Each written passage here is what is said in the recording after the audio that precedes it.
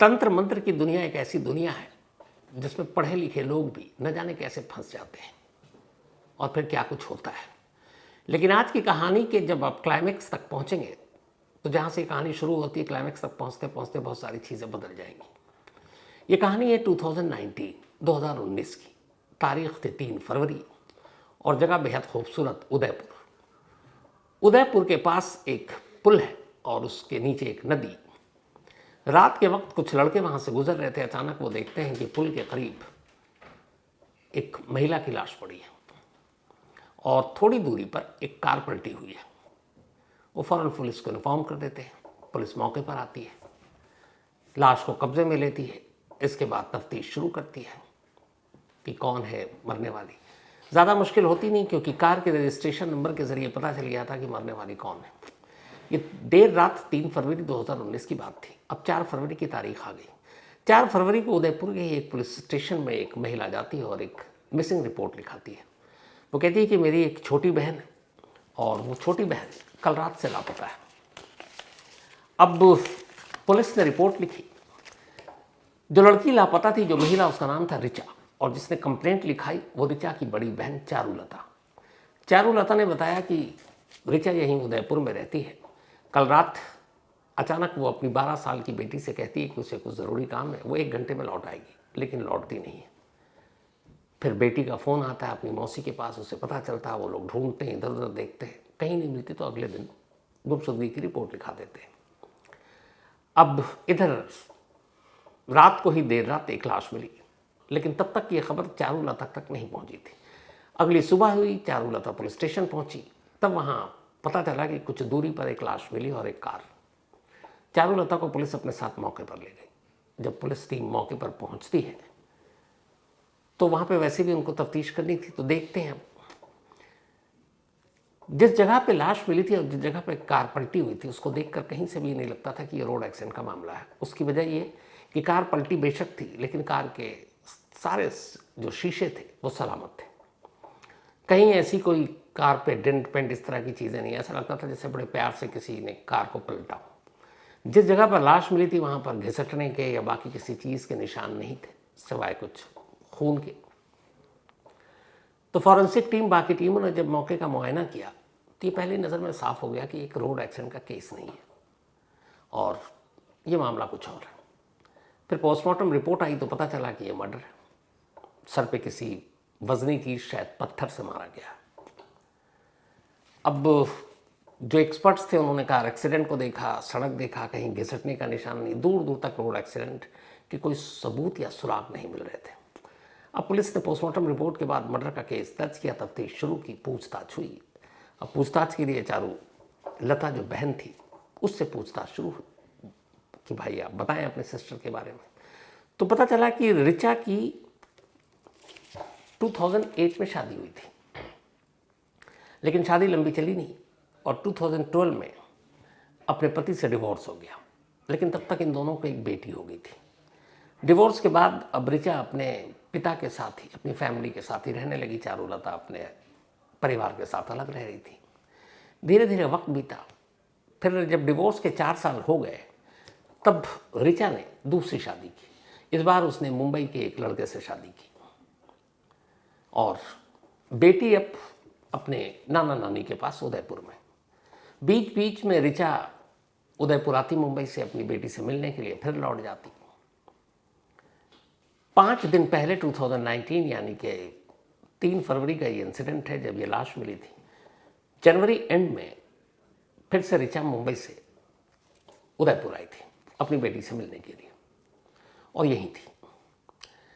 अब जब ये सारी कहानी पता चली तो फिर पुलिस ने तफ्तीश शुरू की। जब तफ्तीश शुरू की तो हर कैरेक्टर शक के घेरे में। पहला ये कि शायद पहले पति ने किया हो, लेकिन पता चला कि पहले पति से डिवोर्स के बाद कभी पति से कोई लेना देना हुआ नहीं, ना कभी कोई झगड़ा हुआ और डिवोर्स भी आपसी सहमति से हुई और उसके बाद दूर दूर तक रिचा की ज़िंदगी में उसका कोई दखल नहीं था। दूसरे पति के बारे में जानकारी हासिल की गई तो पता चला कि उसका भी कोई दूर दूर तक लेना देना नहीं। फिर पुलिस को ये भी लगा कि अगर उसको मर्डर करना ही था तो मुंबई में करता, इतनी दूर रिचा के इलाके में आकर उदयपुर में क्यों करता। इसी तफ्तीश के दौरान पता चला कि जब रिचा का तलाक हो गया तो उसके पिता ने प्रॉपर्टी का एक बड़ा हिस्सा ऋचा के नाम पे कर दिया था, क्योंकि वो एक डिवोर्सी थी, एक बेटी थी, उनकी ज़िंदगी सही से कटे। इस बात पर ऋचा का जो इकलौता भाई था वो नाराज़ था कि हमारे पिता ने इतने सारे प्रॉपर्टी जो है उसके नाम क्यों किया। भाई भी शक के घेरे में आया, भाई से भी पूछताछ हुई, लेकिन कहीं कोई सुराग नहीं मिला। अब पुलिस की टीम ने क्राइम सीन के बारे में फिर से तफ्तीश करनी शुरू की। पुलिस ने पाया कि जिस रात ये लाश मिली थी उसके नेक्स्ट डे जब पुलिस मौके पर पहुंची तो आसपास में कई अजीब सी चीज़ें पाई गई थी। सिंदूर, कुछ हड्डियाँ, कुछ और ऐसी चीज़ें जो तंत्र मंत्र के लिए इस्तेमाल किया जाता है। अब पहली बार पुलिस कातिल को छोड़ तंत्र मंत्र के एंगल से इस केस की जांच करना शुरू कर देती है। फिर जब तफ्तीश होती है, पुलिस वाले लोकल थे, उन्हें पता था कि ये जो इलाका जहाँ पे लाश मिली है वहाँ पे तंत्र मंत्र काफ़ी चलन में है, काफ़ी लोग करते हैं, इसके ऊपर बहुत भरोसा भी है। अब पहले पति को भी लगभग क्लीन चिट मिल चुका था, दूसरे पति को भी क्लीन चिट मिल चुका था, भाई का भी कोई रोल नहीं दिखा, बड़ी बहन तो खुद कंप्लेनेंट थी, उसका भी कोई रोल नहीं था, और कोई ऐसा रिश्ता निकला नहीं ऋचा का किसी और के साथ। बेटी 12 साल की थी और वहीं उदयपुर के एक स्कूल में पढ़ती थी। तो पुलिस ने फिर तंत्र मंत्र के एंगल से केस की जांच करनी शुरू की कि कहीं ऐसा तो नहीं कि ऋचा तांत्रिकों के चक्कर में पड़ गई हो, क्योंकि ऋचा के पास पैसे ठीक ठाक थे, पिता ने प्रॉपर्टी जो दी थी उससे भी कुछ प्रॉपर्टी बेची, उसके पैसे भी थे। तब इलाके के तांत्रिकों को एक एक कर टटोलना शुरू किया गया। जब टटोलना शुरू किया गया तो तभी पुलिस को पता चला कि जब ऋचा की लाश मुर्दा घर में थी रखी हुई, तो वहाँ बहुत सारे लोग अफसोस जताने के लिए आए थे। उनमें एक शख्स था जिसका नाम था प्रदीप, और प्रदीप इलाके का एक माना हुआ इज्जतदार तांत्रिक था। अब उधर क्राइम सीन से तंत्र मंत्र के सबूत मिले, यहाँ मुर्दा घर में बाकायदा हमदर्दी और अफसोस जताने के लिए एक तांत्रिक भी है। पुलिस ने प्रदीप से पूछताछ की तो उसने कहा कि वो मेरी शिष्या थी, कोई भी काम मुझसे बिना पूछे नहीं करती थी, और मैंने हमेशा मशवरा दिया, उसने वही किया, और मैं बस अफसोस जताने के लिए आया हूँ। प्रदीप के बारे में पुलिस ने पता किया तो पता चला उसका कोई क्रिमिनल बैकग्राउंड नहीं है और अच्छी खासी इज्जत है वहाँ उसके भक्तों में। अब पुलिस के हाथ खाली थे, कोई सुराग, कोई सिरा मिल ही नहीं रहा था, लेकिन पुलिस की तफ्तीश आगे बढ़ रही थी। पुलिस ने अब ऋचा की 12 साल की बेटी से पूछताछ शुरू की कि बेटा उस रात क्या हुआ 3 फरवरी को जब तुम्हारी मम्मी घर से निकली। उसने कहा मम्मी घर पर थी, फिर अचानक उन्होंने कहा कि बेटा मुझे एक ज़रूरी काम है, 1 घंटे में मैं लौट आऊँगी, और वो अपनी ही कार से गई और आ जाती हैं। जनरली उसने बताया कि मम्मी इतनी रात को जाती नहीं। अब जिस जगह पे घर था ऋचा का और जिस जगह पे लाश मिली उसमें काफ़ी फासला था, करीब 30 किलोमीटर। अब पुलिस को ये भी समझ में आया कि रात के सुनसान इलाके में ऋचा क्यों जाएगी अकेली, लेकिन कुछ ऐसी जगहों पे जो सीसीटीवी कैमरे थे उसमें यह था कि ऋचा अकेली है, मतलब फोर्सफुली वो गए भी नहीं है। तो फिर लाश के पास ये तंत्र मंत्र की विद्या और इससे रिलेटेड चीज़ें क्यों बरामद हुई। घूम फिर कर पुलिस ने जितने कैरेक्टर को टटोला, आखिर में वो बार बार प्रदीप यानी उस तांत्रिक पर ही आकर रुक जाते। पुलिस के पास और कोई सुराग था नहीं, लेकिन ये पता चला कि हाँ, ऋचा कोई भी काम बिना प्रदीप तांत्रिक के मशवरे के नहीं किया करती थी। अब क्राइम सीन, तंत्र मंत्र के सारे चीज़ें और एक तांत्रिक जो अफसोस भी जताने आता है, और पुलिस की वो थ्योरी भी कि कातिल आसपास मंडराता ज़रूर है ताकि ये चेक करे कि कहीं पुलिस उस तक तो नहीं पहुंच रही है। पुलिस ने हवा में तीर चलाने का फैसला किया। उसने एक दिन प्रदीप को बुलाया थाने और फिर उसे घुमाया। उसे कहा कि देखो हमें सारे सबूत मिल चुके हैं और तुमने कत्ल किया, या तो एक्सेप्ट कर लो या फिर सारा इल्ज़ाम और भी उसमें कुछ तुम्हारे सर डालेंगे। ये ट्रिक काम कर गया। प्रदीप ने अपना जुर्म कबूल कर लिया। जब प्रदीप ने जुर्म कबूल किया तो इसके बाद प्रदीप के साथ साथ उसके एक और साथी को भी अरेस्ट किया गया। अब पूछताछ शुरू हुई कि बताओ पूरी कहानी। अब जो पुलिस ने पूरी कहानी सुनी, क्लाइमेक्स ही बदल गया। जब ऋचा का डिवोर्स हुआ, ऋचा बहुत वक्त तक उदयपुर में रही, फिर मुंबई के एक लड़के से शादी हो गई। अब वो मुंबई रहती, लेकिन बेटी उदयपुर में पढ़ती, क्योंकि दूसरा पति शायद पहली बेटी को अपनाने को तैयार नहीं था, तो वो नाना नानी के साथ रहती थी। लेकिन जिस दूसरे शख्स से ऋचा ने शादी की, उसकी वाइफ जिंदा थी, लेकिन वो कैंसर से पीड़ित थी और डॉक्टरों ने जवाब दे दिया था। लेकिन शादी के बाद वो पति ऋचा का बहुत ख्याल रखता, पर साथ ही साथ अपनी पहली पत्नी का भी बहुत ख्याल रखता था। अस्पताल में उसके इलाज के लिए उसके पास पूरा वक्त देता, उसकी तीमारदारी करता। और उसने कहा था, देखो जब तक मेरी पहली पत्नी जिंदा है मैं जो भी इसके लिए करना चाहूँगा करता रहूँगा, तो और कोशिश करूँगा, तो अगर मैं तुम्हें कम वक्त दे रहा हूँ तो तुम बुरा मत मानना। पहले पति का अपनी पत्नी को इतना अटेंशन देना कहीं ना कहीं ऋचा के मन में एक जेलस पैदा कर रहा था। खैर, इधर बेटी थी, वो अपनी बेटी को देखने के लिए आती थी। इसी दौरान में जब वो आई, ऋचा की बेटी उदयपुर के जिस स्कूल में पढ़ती थी उस स्कूल के एक ओनर है भूपेंद्र, क्योंकि शुरू से बेटी वहीं पढ़ रही थी तो परिवार के साथ रिश्ता भी था, भूपेंद्र से जान पहचान भी थी और घर में आना जाना भी था। धीरे धीरे भूपेंद्र के साथ ऋचा के भी अच्छे खासे रिश्ते बन गए थे, दोस्ती वाले। इसी दौरान भूपेंद्र को कुछ फाइनेंशियली दिक्कत हुई। उसे पता था कि ऋचा के पास पैसे हैं, ऋचा के घर वालों के पास पैसे हैं। ऋचा चूंकि भूपेंद्र के स्कूल में पढ़ रही थी, तो एक दिन भूपेंद्र ने ऋचा से मदद मांगी कि थोड़ा सा हमारा फाइनेंशियल क्राइसिस है, अगर तुम मदद कर दो। 30 लाख रुपए उसने ऋचा से उधार लिए। ऋचा ने उसको ब्याज पर पैसे दे दिए। अब ब्याज पर पैसे दिए, हर महीने वो ब्याज लौटाने लगा। धीरे धीरे वक्त बीता, लेकिन अब उसकी माली हालत सुधर नहीं रही थी स्कूल मालिक की। इधर हर महीने एक मोटी रकम ब्याज के तौर पर देनी होती। उसे लगा कि किसी तरह ये ब्याज और ये पैसे अगर माफ़ हो जाएं, बच जाएं, तो ज़िंदगी सुधर जाएगी। लेकिन कैसे? तब उसने एक चाल चली। उसने एक तांत्रिक को अपना हथियार बनाया और ढूंढा प्रदीप को। उसने प्रदीप से कहा कि मैं तुम्हें पैसे दूंगा, बस तुम ऐसा कर दो कि ऋचा मुझसे पैसे मांगने बंद कर दे। कोई ऐसा तंत्र मंत्र का हथियार है तुम्हारे पास? प्रदीप ने कहा ठीक है, कोशिश करते हैं। अब उसने क्या किया कि ऋचा को डराने के लिए उसके घर में कभी हड्डियाँ, कभी सिंदूर, कभी कुछ और तंत्र मंत्र से जुड़ी हुई चीज़ें फेंक देता। सुबह ऋचा उठती, देखती, डर जाती। अब ये डेली होने लगा। तो उसने कई लोगों से बोला, ऋचा को भी पता था, उस इलाके में रहती थी, कि यहाँ तंत्र मंत्र का चक्कर है। तो मुझे लगा कोई हम पे जादू टोना करने की कोशिश कर रहा है। वो परेशान। एक दिन उसने भूपेंद्र से ये बात बताई। उसने कहा कि मेरे साथ ऐसा ऐसा हो रहा है, मेरे घर में कोई सुबह उठती हूँ तो ये सारी चीज़ें पाती हूँ। भूपेंद्र ने कहा शायद कोई तुमको जादू टोना करके अपने वश में करना चाहता है। काम करो, एक तांत्रिक को मैं जानता हूँ, उससे मिलो। उसने प्रदीप का नाम सुझाया। ये सब प्लान था। अब ऋचा प्रदीप के पास गई।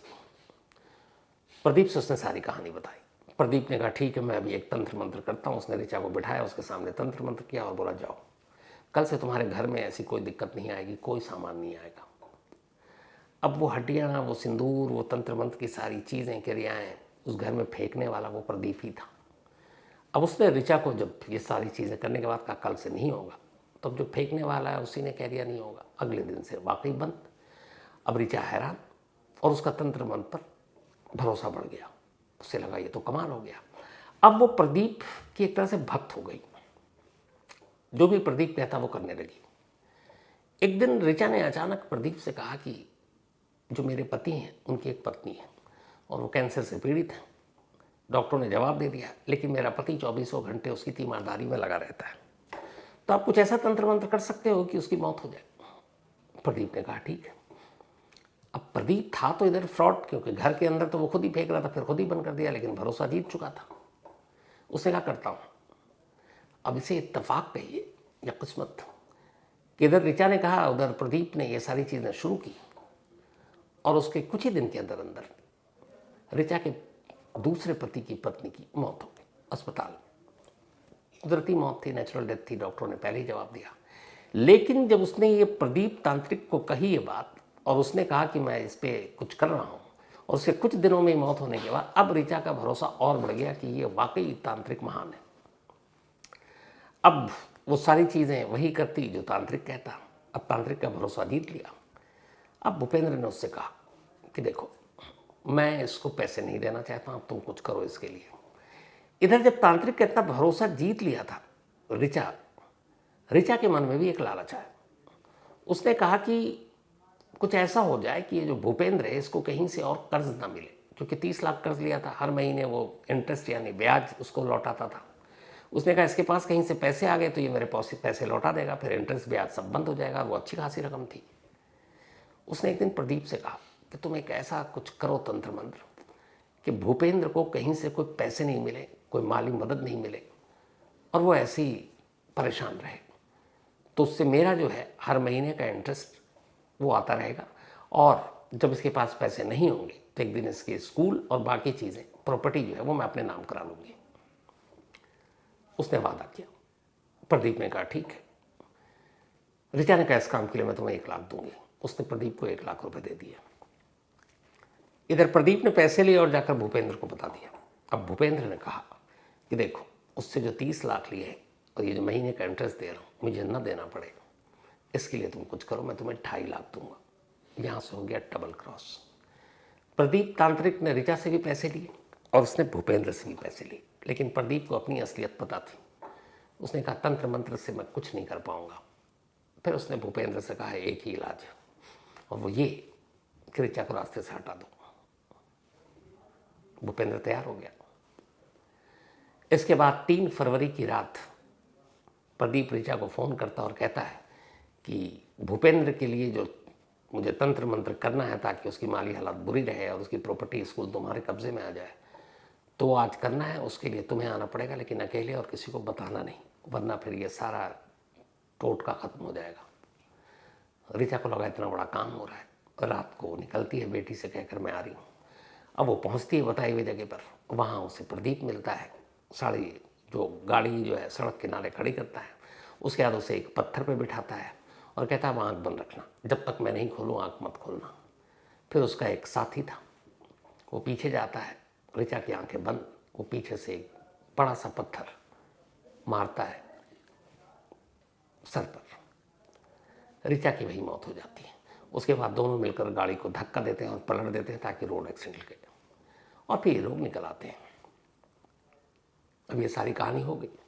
अब जब अगले दिन ये लाश मिली तो प्रदीप और ये भूपेंद्र ये सब ऋचा की बहन चारुलता जिसने FIR लिखाई है उसके घर वालों को ये कन्विंस करने में लगे हुए हैं कि तुम लोग FIR मत लिखाओ, इसे रोड एक्सीडेंट में ही मौत दिखाओ, क्योंकि एक तो उन्हें डर था कि कहीं तफ्तीश हुई तो हम फंस जाएंगे। दूसरा उन्होंने ये लालच दिया कि अगर आप रोड एक्सीडेंट दिखाओगे तो जो ऋचा ने बहुत सारी इंश्योरेंस की पॉलिसी ले रखी है वो पैसे और ज़्यादा मिल जाएंगे। शायद वैसे ना मिले, लेकिन बड़ी बहन को ये सारी चीज़ें भाई नहीं, उसे अपनी बहन की मौत का बदला और उस कातिल का चेहरा देखना था। वो अड़ गई, FIR लिखाई और आखिरकार भूपेंद्र, प्रदीप और उसके साथ एक और लड़का था कृष्ण, इन तीनों को पुलिस ने पकड़ा। इसके बाद अदालत में मुकदमा चला। कुछ वक्त पहले इन तीनों को लाइफ इम्प्रिजमेंट यानी उम्र कैद की सज़ा दी गई। इस कहानी का हर कैरेक्टर कहीं ना कहीं उलझा हुआ था। ऋचा की भी शायद जान इसीलिए गई कि लालच ने ले ली, और तंत्र मंत्र के नाम पर जो धोखा कैसे फरेब होता है, लोगों का भरोसा जीतता है इस तरह के फ्रॉड करके, वो भी इस कहानी से पता चलता है। इसीलिए कभी ऐसे करिश्मा या ऐसे कोई करिश्मा दिखाए, जादू दिखाए तो आंख बंद करके भरोसा मत कीजिएगा, वरना लूटने के या जान के खतरे का भी डर बना रहता है। तो ये थी आज की कहानी, लेकिन कहानी ख़त्म करूँ उससे पहले वही अपना सिलसिला। आज दिव्यम हमारी टीम का एक होनहार लड़का कुछ वक्त रहा, फिर यहाँ से चला गया क्योंकि इंटर्नशिप के लिए आया था। हापुड़ से इसने बहुत खाना खिलाया मुझे, मेरी पूरी टीम को भी, मिठाई भी हापुड़ के खिलाए। तो आज उसका बर्थडे है। हैप्पी बर्थडे दिव्यम, हमेशा तुम अच्छे रहो, खुश रहो, जहाँ रहो नाम रोशन करो, और फिर जल्दी तुमसे मुलाकात होगी इसी जगह। एक दिन तुम वापस आओगे, मुझे भरोसा है। तो happy birthday, all the best, हमेशा अच्छे रहो। इसके अलावा आशु सिंह जी, इनका भी आज बर्थडे है, तो हैप्पी बर्थडे आशु जी। और ये पॉपी सिंह जी की वाइफ है सैन फ्रांसिस्को में। तो आशु जी आपको जन्मदिन की ढेर सारी शुभकामनाएं, एंजॉय योर डे। आरती बल्कि अत्री नौटियाल, इनका भी आज बर्थडे है, तो अत्री नौटियाल जी हैप्पी बर्थडे एंड आप हमेशा अच्छे रहे, खुश रहें। और बलदेव नेगी जी ने ये भेजा है, कई इन्होंने मेल किए थे, तो बलदेव जी अब आपकी शिकायत दूर हो जाएगी एंड हैप्पी बर्थडे अत्री नौटियाल जी। साथ ही शिवाय जी की मम्मी का भी आज जन्मदिन है, तो इन्होंने नाम तो लिखा नहीं, लेकिन कोई बात नहीं, शिवाय साहब हैप्पी बर्थडे आपकी मम्मी को पूरी क्राइम तक फैमिली मेम्बर की तरफ से। और डबल ये कि आज शिवाय जी का भी जन्मदिन है, तो हैप्पी बर्थडे शिवाय आपको भी। और ट्रिपल ये कि शिवाय के जो भाई और भाभी हैं मानसी एंड ऋषभ, इन दोनों की एनिवर्सरी भी है, तो ट्रिपल धमाका।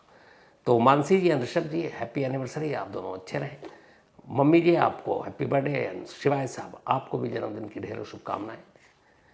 मोहित श्रीवास्तव के भी आज बर्थडे है, तो हैप्पी बर्थडे मोहित। और ये आरती श्रीवास्तव जी के हस्बैंड है। साथ ही मालिनी सचदेवा, इनका भी बर्थडे है, तो हैप्पी बर्थडे मालिनी जी। और ये अंकित सचदेवा जी की वाइफ है। इसके अलावा मोहम्मद आरिफ खान, इनका भी आज बर्थडे है, तो हैप्पी बर्थडे आरिफ साहब। और ये भेजा है जमील खान ने। तो इसके साथ ही कहानी में आज इतना ही।